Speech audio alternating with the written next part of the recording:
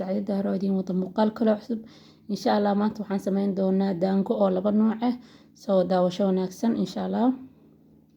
دقسيغانا يا سوقات وحن كشوبي عصبير إي سليد هذا نوحا كسو شوبي دانقدي دانقدي سيداس أي أطالا دانق لما سيداس لي أطالا سو وهذا واد سو دبايا دانقنا سيلو دو عيد واللي باقرني سو تفاصيل بدن مباهنو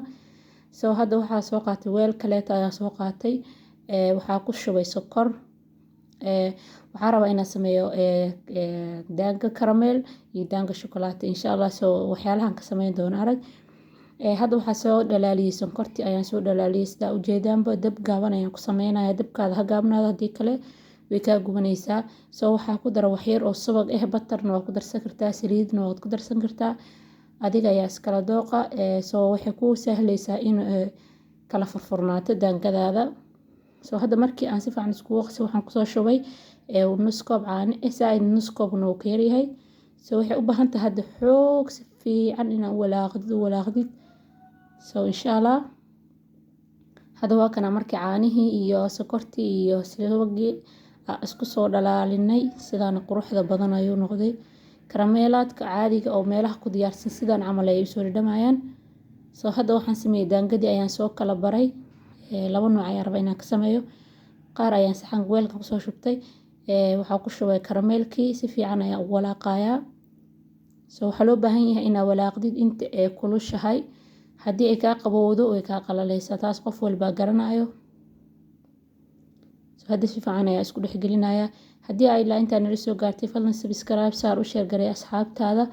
insha allah like na saar hadda waxaa sameynaynaa si fiican isku dhexgelinaynaa sida ay u furfurnantaa waa ujeedaa dhoodiina waa idin tusi doonaa sida ay kusoo baxday markii aan dhameyno soo saxanka ku kala firaari waxyar ha qabowdo maadaama hadda kala sameeyay soo digsigii kale intii ugu hartay ayaa soo qaatay waxaa kaloo soo qaaday shukulaato caadi ah soo hoolay midda karootada lagu hoolay ayaa kusoo hoolay haaf cadaan iyo haaf oo madow waaye soo dabkaada haddan sanaado sababtoo digsiga kulul intaas way dhalaalinaysaa sidaa ujeedaan bisla markii hore ka dhalaashay soo haddaa dabka aad rabtid in dabka aad shidatid uu kuu shidnaado